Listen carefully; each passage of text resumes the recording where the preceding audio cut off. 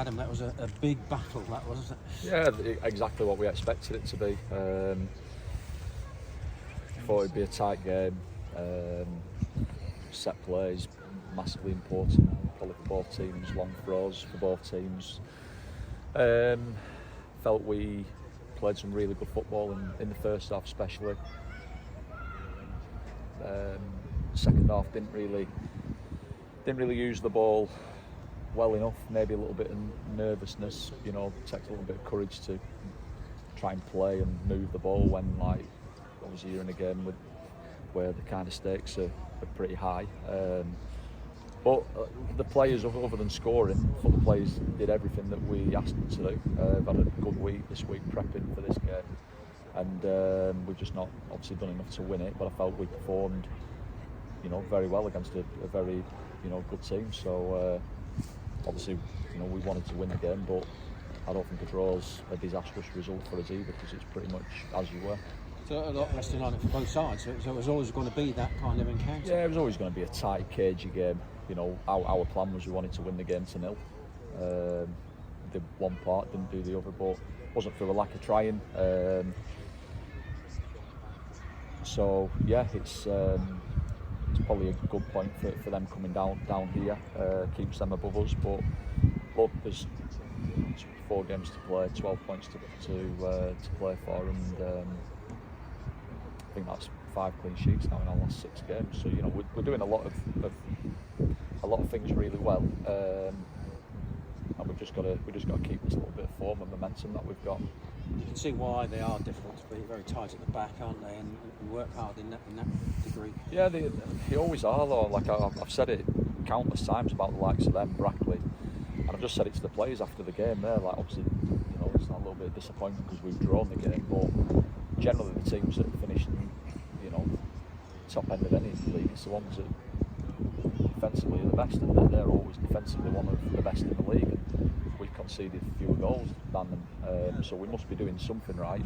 But obviously the hardest thing to do in the game is to put it in the opposition's goal, and good teams like them, they make that very difficult to do. And, you know, we came close a few times, didn't quite do enough, but it's important that when you don't win that you don't lose, and we just take the point, and it just keeps our little run going, really.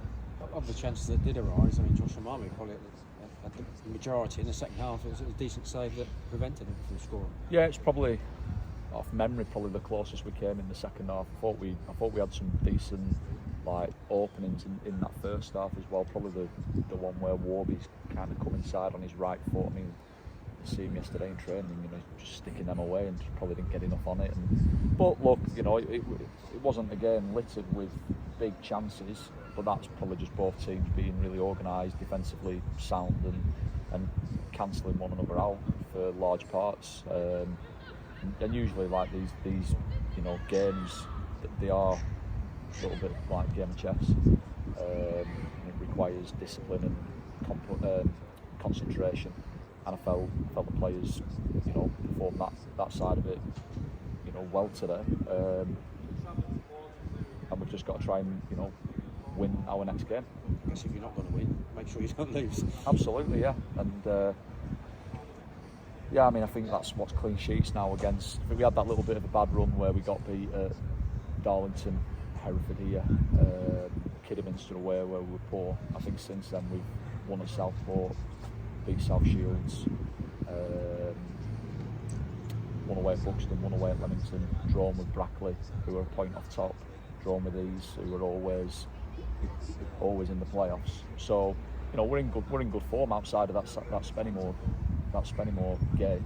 We're in good form, and we're flipping between different systems and finding ways to get results. And if we do that, then we've got a chance. Man of the match was Gold on Mateo, and quite rightly, he was superb today. Yeah, I mean, I said to him at half time, that's the best 45-minute performance that I've seen you play all season. You know, but obviously, you know, I'm critical of Gold because I expect a lot from him. But I need to see more of that. You know, that's probably when I get frustrated, because I know what he is capable of. I mean, the first half there he dominated. these centre halves single-handedly. And not only was he a threat when we went the ball and around him, bringing others into play, winning flick-ons, helping us get up the pitch, but he was colossal at times in our box. And you know, you're in a position then where you think, you know, you've got Johnny on the bench. You know, yeah, it's one of them. Do you change to try and win it, but then you lose goals, presence, and physicality.